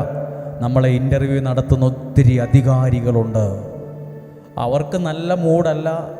ചിലപ്പോൾ അയാളുടെ വീട്ടിൽ ജീവിത പങ്കാളിയുടെ ഒരു വഴക്കിട്ടേച്ച് വന്നാൽ നമ്മൾ അവിടെയാണ് ചെല്ലുന്നെങ്കിൽ തീർന്നു. അയാളുടെ ഭാര്യയോടോ ഭർത്താവിനോടോ ഒക്കെ വഴക്കുണ്ടാക്കിയിട്ട് നല്ല ദേഷ്യത്തോടെ വന്ന് നമ്മളാ കണ്ണിപ്പെടുന്നെങ്കിൽ തീർന്നു നമ്മുടെ കാര്യം. അപ്പോൾ അവർക്ക് നല്ലൊരു സാഹചര്യം ഉണ്ടെങ്കിലേ നമ്മുടെ കാര്യങ്ങൾ നടക്കത്തുള്ളൂ. ശരിയാണോ? നിങ്ങൾ ചിന്തിച്ച് നോക്കിക്കത്. എനിക്ക് ഭയങ്കര ദേഷ്യപ്പെട്ട് എൻ്റെ അധികാരികൾ എന്നെ വിളിച്ച് നല്ല ചീത്ത പറഞ്ഞിട്ട് എനിക്കിവിടെ പ്രസംഗിക്കാൻ പറ്റത്തില്ല. നിങ്ങളോട് നന്നായി വചനം പറയണമെങ്കിൽ എൻ്റെ മനസ്സിൻ്റെ സാഹചര്യം ഒരു സന്തോഷമൊക്കെ വേണം എനിക്കും. എന്നാലേ ഇങ്ങനെയൊന്ന് പറയാൻ പറ്റുള്ളൂ. ഇല്ലെങ്കിൽ എന്തെങ്കിലുമൊക്കെ പറയാൻ പറ്റുള്ളൂ. അതുപോലെ പാടുന്നവർക്കും പ്രസംഗിക്കുന്നവർക്കെല്ലാം ഇത് ആവശ്യമാണ്. നിങ്ങൾക്കും ഇത് ആവശ്യമാണ്. ഞാൻ എന്നെ വിളിച്ച് പ്രാർത്ഥന ചോദിച്ച ഒരു അച്ഛനോട് ഞാനിത് പറഞ്ഞു കൊടുത്തു. ആ അച്ഛൻ അമേരിക്കയ്ക്ക് പോകാൻ വേണ്ടി ഇരിക്കുകയാണ്. അപ്പോൾ അമേരിക്കയിലുള്ള അച്ഛൻ വിളിച്ചു പറഞ്ഞു, സുഹൃത്തായ അച്ഛനോട് പറഞ്ഞു, ഭയങ്കര ബുദ്ധിമുട്ടാകട്ടോ, വീഡിയോ കോൾ ആയിരിക്കും, എപ്പോഴും ഫോൺ ശ്രദ്ധിക്കണം, മെസ്സേജ് വരും, ഇമെയിൽ നോക്കണം, അരമണിക്കൂർ ഇടപെട്ട് നോക്കിക്കൊണ്ടിരിക്കണം, വീഡിയോ കോൾ ആയിരിക്കും അവർ ചെയ്യുക, എപ്പോഴും ഒരുക്കത്തിലായിരിക്കണം എന്നൊക്കെ പറഞ്ഞു. ഒത്താലെ കിട്ടത്തുള്ളൂ. പലരുടെ റിജക്റ്റ് ആയിട്ടുണ്ട്. ഈ അച്ഛനൊരു പാവം അച്ഛനാണ്. അപ്പോൾ ഞാൻ അച്ഛനോട് ഈ കാര്യമാണ് പറഞ്ഞത്. അച്ഛാ, ഇൻ്റർവ്യൂ നടത്തുന്ന ആരാന്ന് നമുക്കറിയത്തില്ല, അമേരിക്കക്കാരനാണ്. അവർക്ക് നല്ലൊരു അവർക്ക് നല്ല സന്തോഷത്തോടെ ഇൻ്റർവ്യൂ എന്നോട് ചോദ്യങ്ങൾ ചോദിക്കാൻ ഇടയാകണേ. എനിക്ക് നന്നായിട്ട് പറയാം. ഞാൻ പറയുമ്പോൾ അവർക്ക് ദേഷ്യമൊന്നും തോന്നല്ലേ, എന്നോടൊരു ഇഷ്ടക്കേടൊന്നും തോന്നാൻ അവർക്ക് ഇടയാകല്ലേ. പ്രാർത്ഥിച്ചു. കിടക്കാൻ നേരമായപ്പോഴാണ് വരുന്നത്, 15 മിനിറ്റ് കൊണ്ട് റെഡി ആയിക്കോ, ഇൻ്റർവ്യൂ ആണ്, രാത്രി 9:30 10 സമയത്താണ്. അപ്പോൾ അച്ഛൻ വേഗം അവിടെ ഇരുന്ന്, അപ്പോൾ അവർ മെസ്സേജ് ഇടുവാണ്, നിങ്ങളുടെ ഇന്ത്യൻ സമയം ഇപ്പോഴും ഈ സമയമായിട്ട് വീഡിയോ കോൾ വേണ്ട, ഓഡിയോ മതി. ആകെ 3 ചോദ്യം ചോദിച്ചുള്ളൂ. എന്താണ് അമേരിക്കയിൽ വരാൻ കാരണം?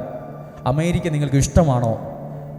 നിങ്ങൾ എത്ര നാൾ ഇവിടെ തുടരാനാണ്? ഇങ്ങനെ 2-3 ചോദ്യം ചോദിച്ചിട്ട് ഓക്കെ നിങ്ങൾക്ക് ഉറങ്ങാറായില്ലേ, കിടന്നോ, ബാക്കി പേപ്പർ വർക്ക് മുന്നോട്ട് നീങ്ങിക്കോളാൻ. അമേരിക്കയിലുള്ള മലയാളി അച്ഛൻ വിളിച്ചു പറഞ്ഞു, ഭയങ്കര റിസ്ക് ആയിരിക്കും, നോക്കി നിന്നില്ലെങ്കിൽ ചിലപ്പോൾ റിജക്റ്റ് ആവും. സുഹൃത്തുക്കളായ 2 വൈദികർക്ക് റിജക്റ്റ് ആയി, നോക്ക്, ഭയങ്കര ബുദ്ധിമുട്ടാണ്. അവർക്ക് അത്ഭുതമായി. വീഡിയോ കോൾ പോലും വേണ്ട, ഓഡിയോ മതി, ഇന്ത്യൻ സമയം ഇപ്പോൾ ഇത്ര ആയില്ലേ, നിങ്ങൾ ബുദ്ധിമുട്ടുണ്ട, ഓഡിയോ അല്ലെങ്കിൽ വീഡിയോ കോൾ വേണ്ടെന്ന്. വലിയ മല പോലെ വന്നത് എലി പോലെ പോയി.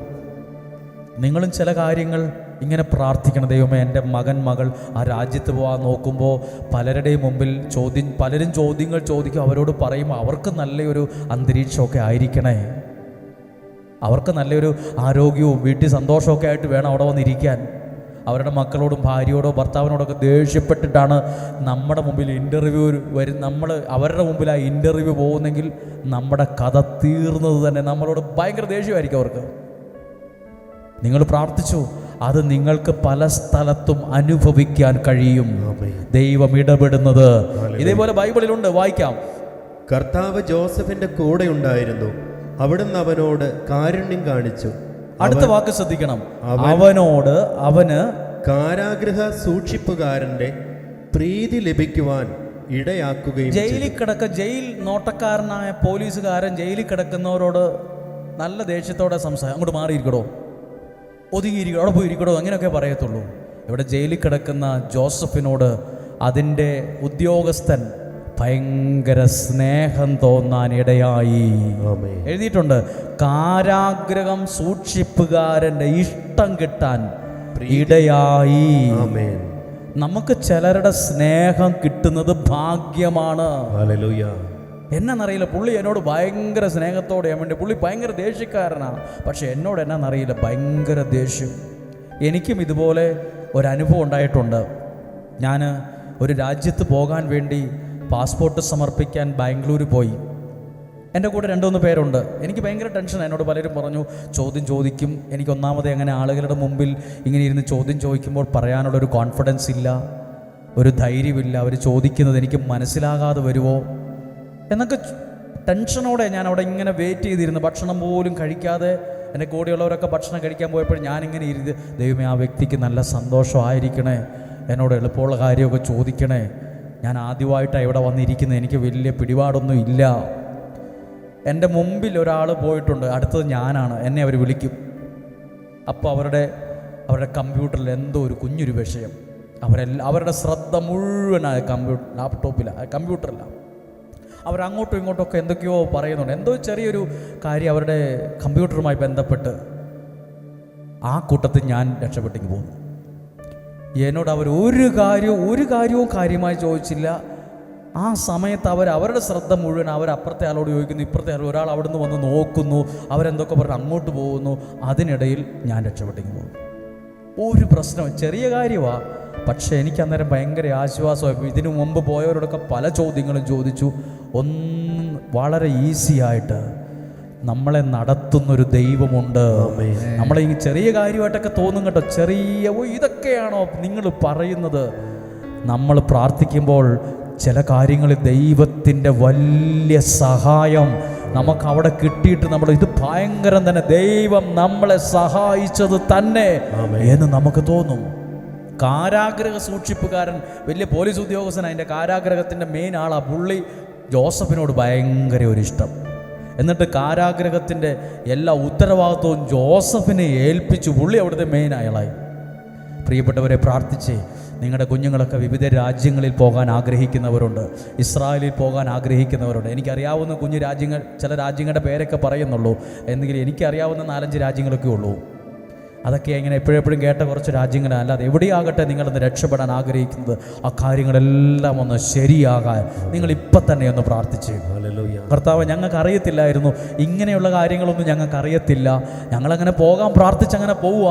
ചിലർക്കത് ഭയങ്കര തടസ്സം, ഭയങ്കര പ്രതിസന്ധി. നിങ്ങൾ പ്രാർത്ഥിച്ച് ചില കാര്യങ്ങളിൽ നമുക്ക് മുമ്പേ ദൈവം പോകും. അനുകൂലമായ വ്യക്തികളെ ദൈവം അവിടെ കൊണ്ടുവരും. ദൈവം അവിടെ സഹായം നമുക്ക് നൽകും ചില വ്യക്തികളിലൂടെ. ഒരു നിമിഷം എല്ലാവരും ശ്രദ്ധിച്ച് ഒരു നിമിഷം പ്രാർത്ഥിക്കുക. ഞാൻ പണ്ട് ഒരു രാജ്യത്ത് ധ്യാനത്തിന് പോകാൻ വേണ്ടി ഞാനും ബിജു എന്ന് പറഞ്ഞ പാട്ടുകാരനും കൂടെ പോവുകയാണ്. എയർപോർട്ടിൽ ആദ്യമായിട്ട് കയറുകയാണ്. ബാംഗ്ലൂർ എയർപോർട്ട്. ആ എയർപോർട്ടിൽ ഭയങ്കര ടെൻഷനാണ്. പോകണ്ടായിരുന്നു എന്ന് വരെ എനിക്ക് തോന്നി. ഇഷ്ടമില്ലാതെയാണ് പോകുന്നത്.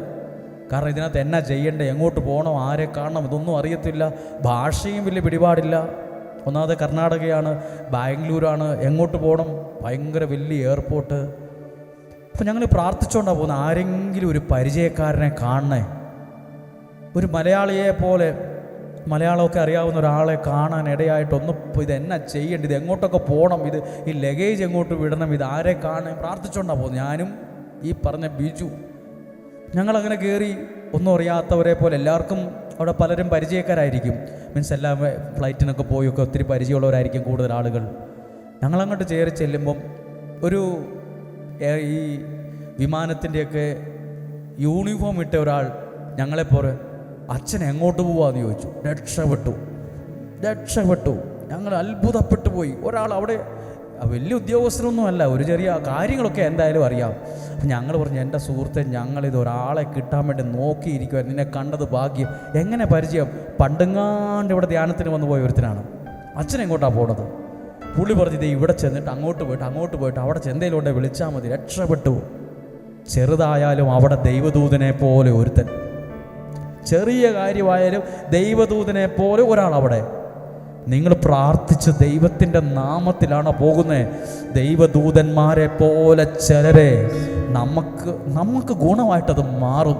മാതാപിതാക്കളെ, മക്കൾക്ക് വേണ്ടി പ്രാർത്ഥിക്കുമ്പോൾ, അവർക്ക് വേണ്ടി കൈവിരിച്ച് പിടിക്കുമ്പോൾ, അവർക്ക് വേണ്ടി ഇങ്ങനെ പ്രാർത്ഥിക്കുമ്പോഴേ, ഇതുപോലെ എഴുതി പ്രാർത്ഥിക്കുമ്പോൾ, നിങ്ങളുടെ ഭവനത്തിൽ പ്രാർത്ഥനയുടെ ഒരു ബലിപീഠം ഉയരുമ്പോൾ, ആദ്യം പറഞ്ഞത് ആവർത്തിക്കുവാണ്, കഴുകന്മാരെ പോലെ നിങ്ങളുടെ വീടുകളിൽ നിന്ന് നിങ്ങളുടെ മക്കൾ ചിറകടിച്ച് ഉയർന്നു വരും.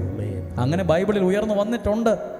ഉൽപ്പത്തി പുസ്തകം 22-ാം അധ്യായം 8-ാമത്തെ വാക്യം, പിതാവായ അബ്രഹാം മലമുകളിൽ കയറി ഒരു ബലിപീഠം പണിതു. വായിച്ചേ. അവൻ മറുപടി പറഞ്ഞു, ബലിക്കുള്ള കുഞ്ഞാടിനെ ദൈവം തന്നെ തരും. അവരൊന്നിച്ചു മുന്നോട്ട് പോയി. 9-ാം അധ്യായം 9-ാം വാക്യം, ദൈവം പറഞ്ഞ സ്ഥലത്തെത്തിയപ്പോൾ അബ്രാഹാം അവിടെ ഒരു ബലിപീഠം പണിതു. അബ്രാഹാം മകനായ ഇസഹാക്ക് കാണുവാണ്, എൻ്റെ അപ്പൻ, എൻ്റെ ഡാഡി, എൻ്റെ പിതാവ് മലയുടെ മുകളിൽ കയറി അവിടെ കിടക്കുന്ന കല്ലുകളൊക്കെ പെറുക്കി ഒരു ബലിപീഠം പണിതത്. നിങ്ങളും നിങ്ങളുടെ വീടുകളിൽ കല്ല് പെറുക്കി സിമെൻറ്റ് വെച്ചൊന്നും ബലിപീഠം പണിതില്ലേലും പ്രാർത്ഥനയുടെ ഒരു ബലിപീഠം പണിയണം. ദൈവവചനം കേൾവിയുടെ ഒരു ബലിപീഠം പണിയണം.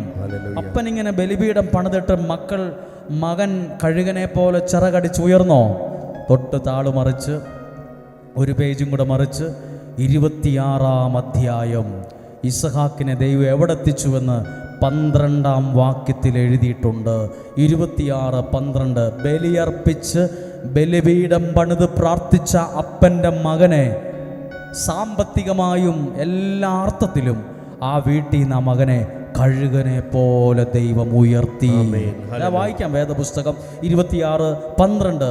ഇസഹാക്ക് ആ നാട്ടിൽ കൃഷി ഇറക്കുകയും അക്കൊല്ലം തന്നെ 100 മേനി വിളവെടുക്കുകയും ചെയ്തു. കർത്താവ് അവനെ അനുഗ്രഹിച്ചു. 13-ാമത്തെ വാക്യം, അവൻ അഭിവൃദ്ധിപ്പെട്ടുകൊണ്ടേയിരുന്നു. അഭിവൃദ്ധി അതൊരു പ്രത്യേക ടെൻസിലാണ് എഴുതിയിരിക്കുന്നത്. ഇംഗ്ലീഷ് അറിയാവുന്നവർക്കറിയാം അതേത് ടെൻസിലാണെന്ന്. അവൻ അഭിവൃദ്ധിപ്പെട്ടുകൊണ്ടേയിരുന്നു.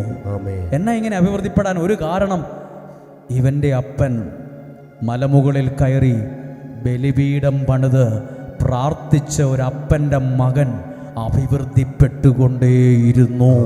മറക്കുവോ? എന്തിനാ ഇവിടെ ഈ ബലിപീഠത്തിൻ്റെ അടുത്തൊരു മേശയിട്ടിട്ട് ഈ പേപ്പറൊക്കെ ഇങ്ങനെ അടുക്കി കെട്ടി ഏകദേശം ഒരേ അളവിൽ റബ്ബർ ബാൻഡൊക്കെ ഇട്ട് ഇങ്ങനെ അടുക്കി വച്ചിരിക്കുന്നത്? ഞങ്ങൾക്കൊരു വിശ്വാസമാണ്, ഇതുപോലെ പ്രാർത്ഥിക്കുമ്പോൾ ഈ കുഞ്ഞുങ്ങൾ അഭിവൃദ്ധിപ്പെട്ട് കയറി വരും. വിശ്വസിക്കുന്നു. പ്രാർത്ഥനയുടെ ബലിപീഠത്തിൻ്റെ മുമ്പിൽ വളർന്ന അപ്പൻ്റെ മകൻ കൂട്ടുകൂടി വഴി പോയി എന്നല്ല, തകർന്നു പോയി, പോലീസ് പിടിച്ചു, ജയിലിൽ കിടന്നു എന്നൊന്നുമല്ല. അവൻ അഭിവൃദ്ധിപ്പെട്ടുകൊണ്ടേയിരുന്നു.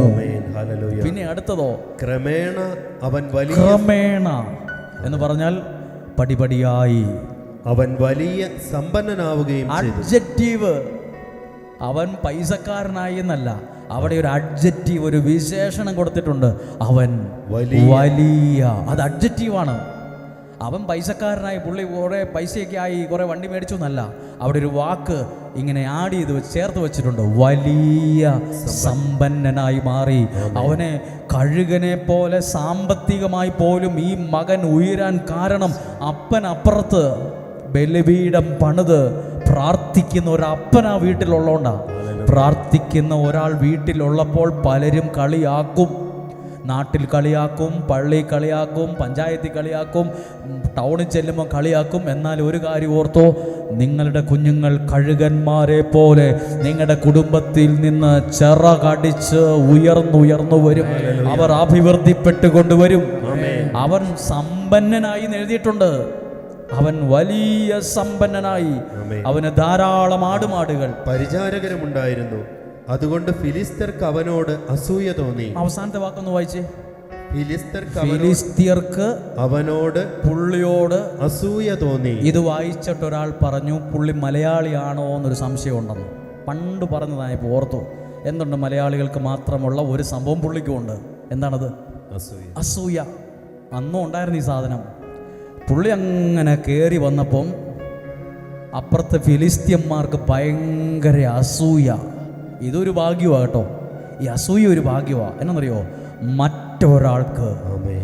അസൂയ തോന്നുന്ന വിധം ഹല്ലേലൂയ. ദൈവം നിന്നെ അങ്ങ് ഉയർത്തുന്നു. ആമേൻ. അതും വലിയ കാര്യമാണ്. വിശ്വസിക്കുന്നു. കുറേ പേർക്ക് അസൂയ ഉണ്ടാവട്ടെ. നമ്മൾ രക്ഷപ്പെടുന്നത് കുറേ പേർക്ക് അസൂയ ഉണ്ടാവട്ടെ. അതുണ്ടാവട്ടെ, എന്നാലേ ഒരു രസമുള്ളൂ. ആമേൻ. മറ്റ് നിങ്ങളുടെ നാട്ടിലും നിങ്ങളുടെ വീട്ടിലും ദേശത്തും പള്ളിക്കാരും മറ്റൊരാൾ അസൂയയോടെ നോക്കത്തക്ക വിധം ഹല്ലേലൂയ. നിങ്ങളുടെ കുഞ്ഞുങ്ങൾ ഉയർന്നും രക്ഷപ്പെട്ടും വരട്ടെ. ആമേൻ. അവർ നമ്മളോട് ചോദിക്കും, പിള്ളേരൊക്കെ നല്ല രക്ഷപ്പെട്ടല്ലേ എന്ന് നമ്മളോട് ചോദിക്കുന്ന വിധത്തിൽ കയറി വരും. ആമേൻ. ചുമ്മാതെ കുറേ പേപ്പർ കെട്ടി ഇവിടെ വച്ചിരിക്കുമല്ല. ഇത് ഒരുപാട് മനുഷ്യരുടെ ഹൃദയമാണ്, ഒരുപാട് മനുഷ്യരുടെ ആഗ്രഹമാണ്. ഇതിന്മേൽ കിട്ടുന്നത് പ്രാർത്ഥനയാണ്. പറയുവാണ് ഒരിക്കൽ കൂടി, കഴുകന്മാരെ പോലെ ചിറകടിച്ച് ഉയരും. ഇനി ഒരു കാര്യം ശ്രദ്ധിക്കണം, ഇസഹാക്ക് ആരാണ്? പ്രാർത്ഥനയുള്ള ഒരപ്പൻ്റെ മകനാണ്. എന്നിട്ട് ഇപ്പോൾ എവിടം വരെ ഇവന് പുള്ളിക്ക് ഇഷ്ടം പോലെ കാശായി, സാമ്പത്തികമായി അനുഗ്രഹിക്കപ്പെട്ടപ്പോൾ ഇവനെ തോപ്പിക്കാൻ പറ്റിയാലെന്നറിഞ്ഞ് രാജാക്കന്മാർ വന്നിട്ട് ഇവനോട് പറയുക, നമുക്ക് പിണങ്ങിയിരിക്കേണ്ട, ഒരുമിച്ച് പോകാൻ ഒരു സന്ധി ഉണ്ടാക്കിയാൽ, നമുക്കൊരു ഉടമ്പടി ഉണ്ടാക്കി ഒരുമിച്ച് പോകാം എന്ന് പറഞ്ഞ് രാജാക്കന്മാർ ഈ പുള്ളിനെ വീട്ടിൽ വന്ന് കണ്ടു. ചെന്ന് കാണേണ്ടവർ വന്ന് കാണാൻ ഇടവരുമേ. നമ്മളൊക്കെ ചിലരെ ചെന്ന് കണ്ടാൽ പോലും ടോക്കൺ എടുത്ത് കാണാൻ പറ്റത്തില്ല. നാളെ ഒരു സമയത്ത് ചെന്ന് കാണേണ്ടവർ ചിലപ്പോൾ നമ്മുടെ അടുത്ത് വന്ന് കാണാൻ ഇടവരും. ഇസഹാക്കിനെ ദൈവം അനുഗ്രഹിച്ചപ്പോൾ രാജാക്കന്മാരെ ടോക്കൺ എടുത്ത് അതിൻ്റെ സെക്രട്ടറിനെയും കണ്ട് ചെന്ന് കാണേണ്ട ആളാണ്. പക്ഷെ ഇപ്പോൾ വന്ന് പറയുമോ? വായിക്കാം, 26-ാം അധ്യായം 27 മുതലുള്ള വാക്യം. അവൻ അവരോട് 28-ാമത്തെ വാക്യം വായിച്ചാൽ മതി. അവർ പറഞ്ഞു, കർത്താവ് നിന്നോട് കൂടെയുണ്ടെന്ന് ഞങ്ങൾക്ക് ഈ വ്യക്തമായിരിക്കും. വന്നവരാരാന്നറിയോ?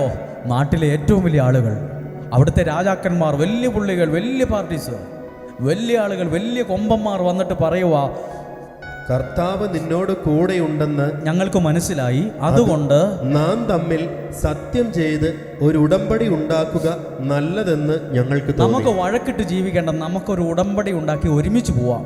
നിന്നെ പിണക്കാൻ ഞങ്ങൾക്ക് പറ്റൂല. പണ്ട് ഈ നാട്ടിൽ നിന്ന് ഓടിക്കാൻ നോക്കിയതാണ് ഇസഹാക്കിനെ. പക്ഷെ ഇപ്പോൾ പറയുമോ, നമുക്ക് ഉടക്കി നിൽക്കണ്ട, നമുക്ക് ഒരു കരാർ, ഒരു സന്ധി ഉണ്ടാക്കി ഒരുമിച്ച് പോകാം. രാജാക്കന്മാർ പോലും വന്ന് ഇവനോട് സന്ധി ഉണ്ടാക്കി. അത്രയും ഇവനെ ഉയർത്തി. ഞാനൊരു വെറും വാക്ക് പറഞ്ഞതല്ല, ഞാനൊരു വായിൽ വന്ന ഒരു വാക്ക് വിളിച്ചു പറഞ്ഞതല്ല. പ്രാർത്ഥനയുള്ള അപ്പൻ്റെ മകനെ ദൈവം കഴുകന്മാരെ പോലെ ചിറകടിച്ച അന്ന് ഉയർത്തിയതെങ്കിൽ ഈ ബലിപീഠത്തോട് ചേർന്നിരിക്കുന്ന ഒരു വ്യക്തിയും തകർന്നു പോകില്ല, ഒരു കുഞ്ഞും നഷ്ടപ്പെട്ടു പോകില്ല. നിങ്ങളുടെ കുടുംബത്തിൽ നിന്ന് നിങ്ങളുടെ തലമുറ കഴുകന്മാരെ പോലെ ചിറകടിച്ചുയരാൻ ദൈവം ഇടയാക്കും. ഹല്ലേലൂയ. എന്താ ഇത്ര ഉറപ്പ്? ഇത് ദൈവവചനത്തിൽ ഇങ്ങനെ എഴുതിയിട്ടുണ്ട്. ഇതൊക്കെ പണ്ട് നമ്മളോട് ആരും പറഞ്ഞു തന്നിട്ടില്ല. ഇതാരും ഇത്ര ഡീറ്റെയിൽ ആയിട്ടൊന്നും നമുക്ക് ക്ലാസ് എടുത്ത് തന്നിട്ടില്ല എനിക്കും. പക്ഷെ ഇതൊക്കെ വായിച്ച് മനസ്സിലാക്കിയപ്പോഴാണ്. ഇന്നലെ മിനിഞ്ഞാന്നൊരാൾ പറയുവാണേ, ഫാദർ, ഞാൻ ഈ ബൈബിൾ കണ്ടിട്ടുണ്ട്, പക്ഷെ ഞാനത് തുറക്കാറില്ല. എൻ്റെ ഭാര്യ ഇതൊക്കെ തുറന്ന് വായിക്കുന്നത് കണ്ടിട്ടുണ്ട്, ഞാൻ തുറക്കാറില്ല.